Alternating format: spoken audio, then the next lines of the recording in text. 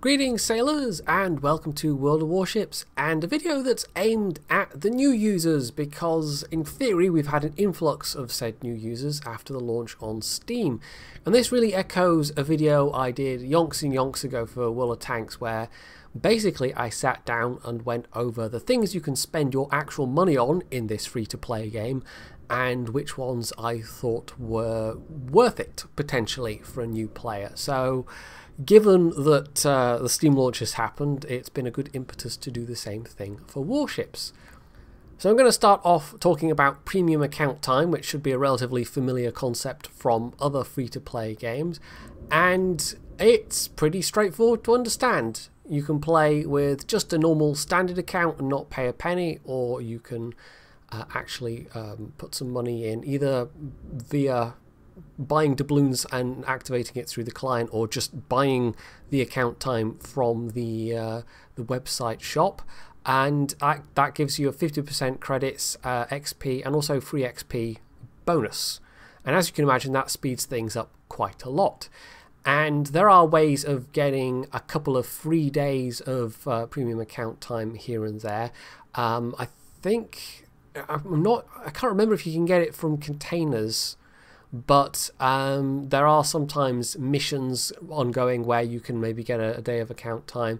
There are the PvE operations, which if you complete those with 5 stars, that gives you a day of premium account time. But do note that all of these things, you know, that the moment you meet the condition for getting your free day of account time, it starts rolling right from then. It's not like, for instance, Armored Warfare, where you get essentially a token that you can choose to activate.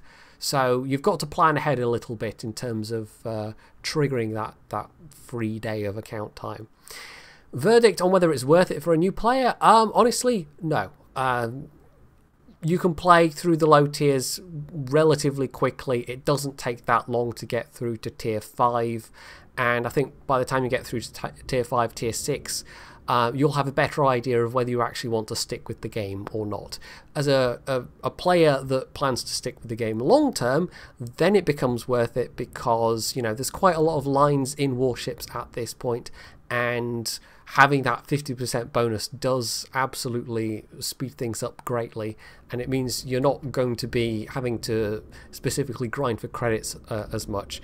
I mean, I'm in a position where on my EU account, you know, I've got oodles of premium time, and I don't even really have to play my premium ships in order to grind credits to fund my high tier ships. The economy at the high tiers is relatively generous, I would say, maybe more so than World of Tanks, one of the sister titles of this game. And so I can just get the credits I need through playing the game, essentially. But sometimes there are particular purchases, like the high tier ships, for example. I'm at a stage where I got a whole bunch of those potentially that I'm going to be buying at some point in the relatively near future. You know, at that point, I will want to grind for some credits, but yeah, I would say you don't need it, at least not to begin with. And I know people that play this game long term and just don't touch the premium account time. It is perfectly doable without. So next up, there are premium ships, and as the name suggests, these are ones that you buy with actual money for the most part. There are a couple of exceptions which I'll get to. They go from tier 2 to tier 8 of the ones you can buy directly. There are also 2 tier 9s. Well, there's one that's in-game at the moment, and then there's one that's on its way. But they are somewhat special, and I will, you know, get to those. Now, the premium time, I didn't mention the cost exactly. Just looking at the costs here, you know, this in doubloons, it's a little hard to tell how much this is, but you know, in terms of actual currency, but you know, 6 months, that's probably 40-ish pounds without having gone and looked up the exact price, which I probably should have. And for 12 months, that's going to be in the region of 70 pounds. So Wargaming does not price things especially cheaply, and that also goes for premium ships. You can expect to pay 40 plus pounds for a tier 8 premium, for example. So right at the top, I'm going to give the recommendation of absolutely do not go and immediately buy a tier 8 premium, because chances are it's not going to be good value for money for you. You really have to, like, you have to know that you want to stick with the game before that becomes a good investment. And at most I would say get a tier 6, maybe a tier 7 premium, probably a tier 6. You know, some of the tier 6s are better than others. There's even 1 or 2 tier 5 premiums that actually do stand up quite well to the matchmaking. So even those aren't exactly cheap, but they are probably going to be a better value proposition for most people instead of just jumping straight to a tier 8, because if nothing else, you're jumping into high tier gameplay without really an idea of how things work. And it's actually also quite difficult to point to a premium ship and go, oh well, that one's the best, because it all depends on what you get on with. It all depends on what playstyle you enjoy. For some people, premium cruisers, for instance, might end up being more fun than premium battleships, or vice versa. So it's a good idea to get to know the game, to figure out what you like playing, because if you end up picking out the right premium, if you get a premium ship that you actually enjoy playing as a ship, at that point it's not a chore to have to play it and grind out credits. And actually my most played premium is the Tirpitz, which is a German tier 8 battleship, and it's just my most played ship overall because I really enjoy playing it, and so it never feels like a chore. It always feels like a fun ship to play in its own right. That's not true for all premiums. That's definitely not true for all premiums. And something else I should point out is that just because you've paid money for it, it isn't necessarily better. There have been some premiums that have been put on sale that have been a bit too good, and generally speaking they then get pulled from sale. The Belfast here is a very good example. There's also the Imperator Nikolai down at tier 4, and that's because Wargaming doesn't tend to fiddle around with the stats of premium ships too much. So once you've bought it, it will tend to basically always be in that state. But sometimes if they're underperforming, premiums might get a buff, but Wargaming tend to be a lot more cautious about changing the stats of premium ships overall compared to tech tree ships.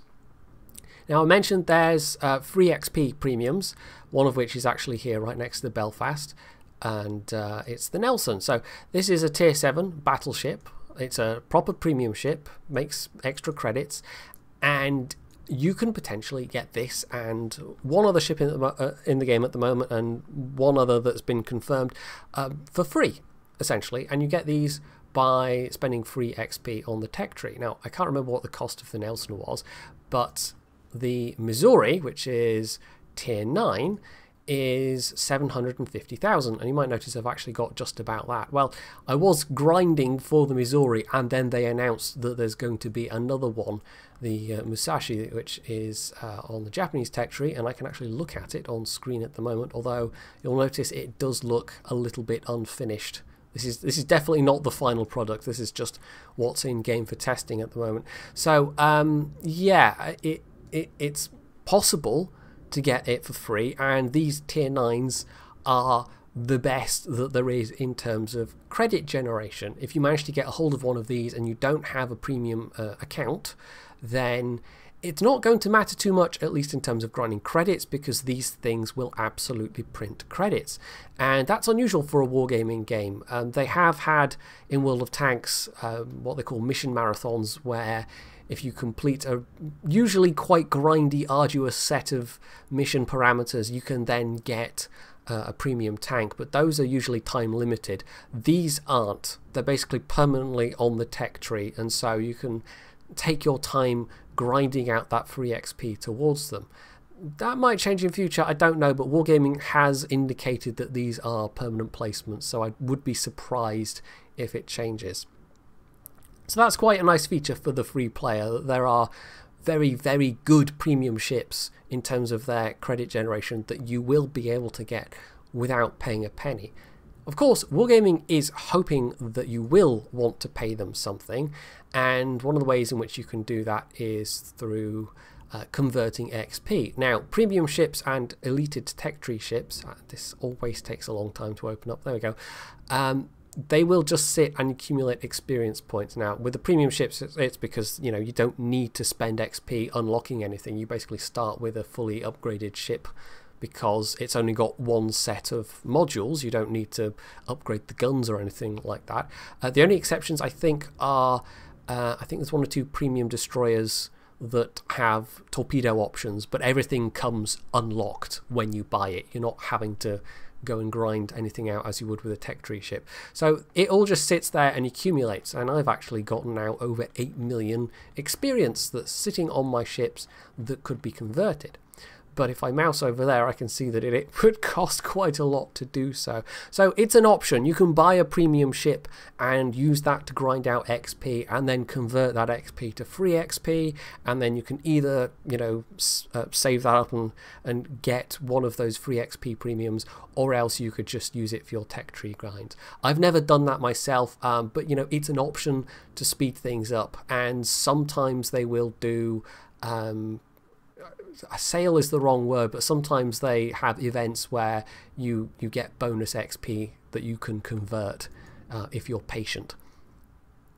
You can also just dump your premium currency, the doubloons, straight into getting credits, but that's never a recommended option at all. It absolutely isn't.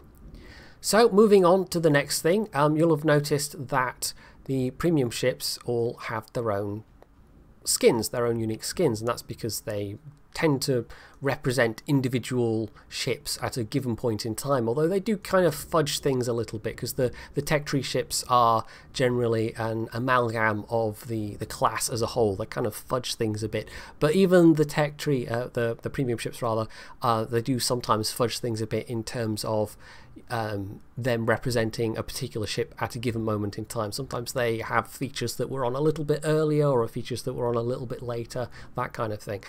So yeah, they come with their own skins, and the reason I point this out is that you can get skins for regular ships as well that you can pay doubloons for. Now, with the premium ships, they just come for free, but there is one exception. There's a tier 8 cruiser, the Prince Eugen, which comes with, it's a premium skin, or a perma camo as we refer to it, but it actually has a second one available for purchase, and that's actually quite unusual. Most premiums aren't like that, but regular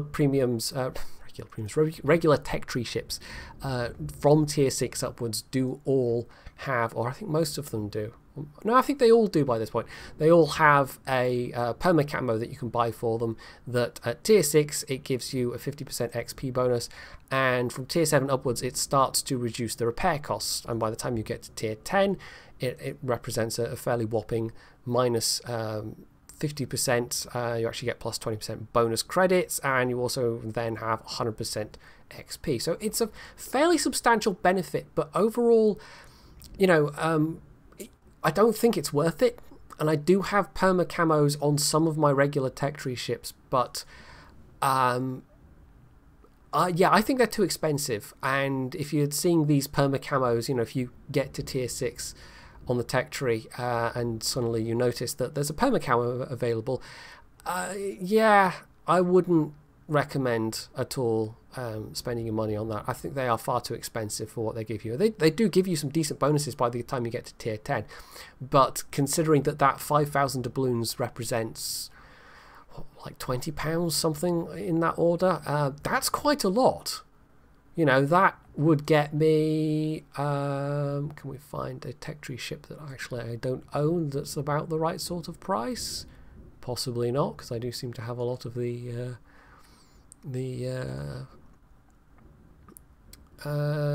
not the Doe Star.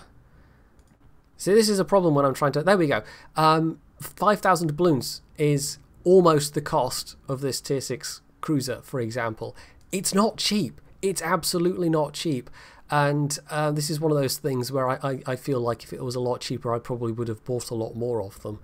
And there are even 1 or 2 for ships, like the tier 9 Japanese battleship, for example, where I bought a perma camo. I kind of regret it, it wasn't really worth it in retrospect. It was a bit of a waste of money, and I haven't done it for really many other ships at all.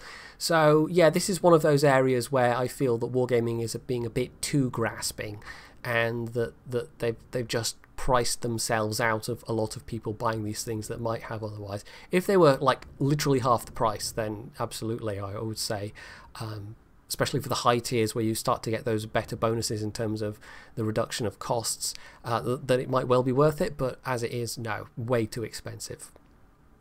So that just leaves a couple of things left to talk about. One of the probably one of the better earlier purchases that you can make is extra port slots.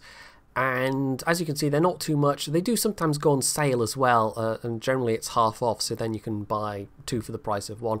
If you're playing the game through and you find you're enjoying it, and you know you're still at a fairly early stage and maybe you've got to tier 3 or tier 4, buying a small amount of doubloons and purchasing some more port slots is probably a good investment, because you know it lets you keep a better variety of ships, and you can just single-mindedly focus on, say, a single tech tree line and make a beeline all the way down to tier 10. And you can actually do that without that much difficulty. On the NA server, where I also have an account, I've managed to get to tier 9 on the Russian cruiser line in like less than 400 battles, and that 400 also includes games I played in premiums to, you know, grind a bit of cash, and also me playing some games on the Soviet destroyer line as well, and getting up to tier 6. So it's entirely possible to do it without having lots of premium time, because what I did on NA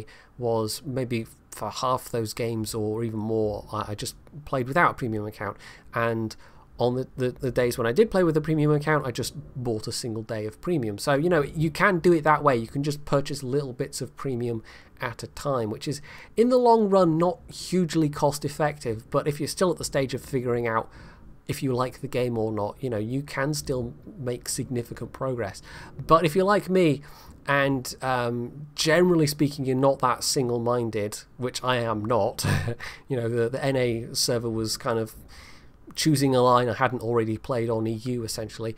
On EU, I've spread myself around far more, and it's taken me a lot longer to get down the lines, but just having a variety of ships available to play, you know, I've got over 100 available, has definitely kept my interest up in the game, because if I was just playing the same ships over and over again, and I only had, you know, like a dozen ships maybe, I probably would start to get a bit bored with just those dozen. So yeah, that's one of the better things you can do, and I typically, every time there's a sale, I'll buy 2-4 slots, maybe that kind of amount.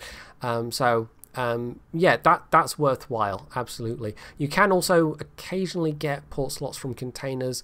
I think sometimes there are missions that will give you a port slot, so you know it's possible to get these things for free as well, but it's generally quite a low drop rate, or at least it is compared to captain reserve spaces, because those tend to drop from containers reasonably often, to the point where I now have a clear almost 40 spaces available for captains. And a lot of the captains that are sitting in the reserve are just, well, a lot of them are these these weeb captains from the event that they the various events that they've done for the I can't remember the name of the anime / manga now, but anyway, they did a tie-in, and you know, ended up giving people a bunch of duplicate captains for some of the ships. So even with the 60, it's not even 60 places used, it's 60 places free. So yeah, I've got so many spaces, and an awful lot of those are just from container drops, so you'll very rarely need to buy more captain reserve places, in my opinion. So I think that just leaves a couple of things, and they are mostly to do with the ships themselves. Now, we'll start off with the modules. You get various upgrade slots on the ships, and as you get to the higher tier, some of the upgrades get quite expensive. And so what you can do is, if you're selling a ship, for example, or you've got a ship you're not using, you can actually demount these for premium currencies. If I right click, I can demount that for 25 doubloons. And For the more expensive items, that absolutely becomes worthwhile, because, you know, this particular upgrade costs 2 million, I believe, and I think on the tier 10, if it'll let me scroll, I have to do a fair bit of scrolling, there are some that are worth 3 million. So it's worth having, you know, even a small amount of doubloons to demount these things if you're not using them on a particular ship. There we go. These ones are 3 million, I believe. Or am I completely getting... I think I'm getting horribly... No, they are 3 million, but maybe it's only selling for 1 million. I don't know. Anyway, so yeah, I mean, the cheaper end is like 125k. You do not want to demount these ones for doubloons, because 125k in the economy of warships terms, you know, once you've gotten to tier 5 or tier 6, it's really not that many credits. That's the single, you know, that's a single battle's worth of credits essentially. But 3 million starts to, you know, you've got multiple ships that need these things, then yeah, it's worth demounting them. The other things that you can spend your actual doubloons on, or, you know, that represent actual money, are the consumables, and you basically have a free or premium version of all the consumables. And regardless of whether you're playing with premium time or not, I would definitely always recommend the premium damage control party for the reduced cooldown. But I always pay for these with credits. I've never paid with these for doubloons. You know, it's there as an option, but it's not particularly a recommended option. Lastly, at least lastly in the client, we have, well, I've mentioned the perma camos and how expensive they are, but there are other camos as well, and well, there's actually one that's just available there on sale at the moment, 125 doubloons a go, and bear in mind, you know, that is per battle, so that one's going to stack up, but that also gives a plus 200 XP bonus. So if there was a particular ship line you were grinding, that you might feel that was worth it, but there's no option to buy these for credits. You can get them from containers though, alongside, you know, flags and consumables and whatever else. What happens, however, and this is why I'm here and pointing this out, is if you run through, I mean, let's say, you know, I've only got 16 of these ones, the Blue Lagoon. If I run through those 16 camos and I leave the auto resupply button to enabled, then it will start charging me however much for that, and it's probably going to be 50 plus doubloons a camo. In fact, that one might actually be more than 50 doubloons just looking at the list. It doesn't tell you, and this is a little failing of the UI, it doesn't tell you how much these things will cost to replenish once they've run out. But, you know, you can keep using them after your stockpile has run out. It's just going to start costing you money at that point. So then we get to things you can only buy on the website, and there are bundles with the premium ships. You know, some premium ships you can buy in client, other premium ships you can only buy through the website shop. There are some bundles come with flags, specific flags, so I'm trying to think, there's a couple here that were tied to...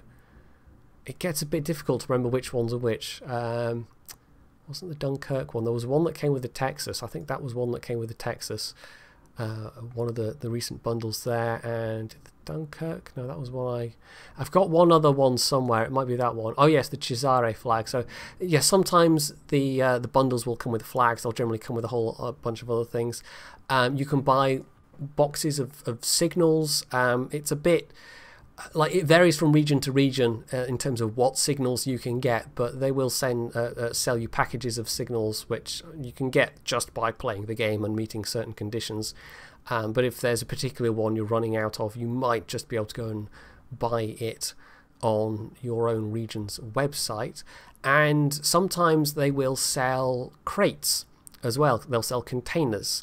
And at the moment, the ones that are on sale, I mean, we had Halloween containers that were on sale very recently. You can also currently buy Yamamoto campaign containers, which will, I think they give you various things, but, you know, if you're wanting to speed things up or just collect more of the rewards from the campaign than you would get just by doing the campaign tasks, you can get those as well for money. Not particularly recommended for a new player, but, you know, they are there. So overall, the things as a new player that I think are most spending money on, most worth spending money on, are the port slots and by the time you get to, say, tier 3, tier 4, maybe tier 5, you might then want to consider buying a mid-tier premium ship.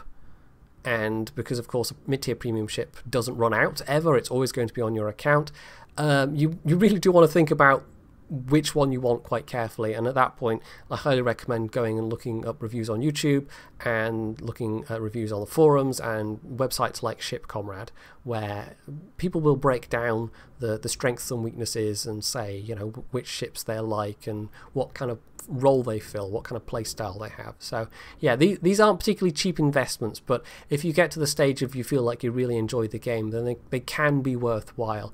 But overall, I mean, it is entirely possible to play this game without ever paying a penny. It's just going to take you longer to get where you're going.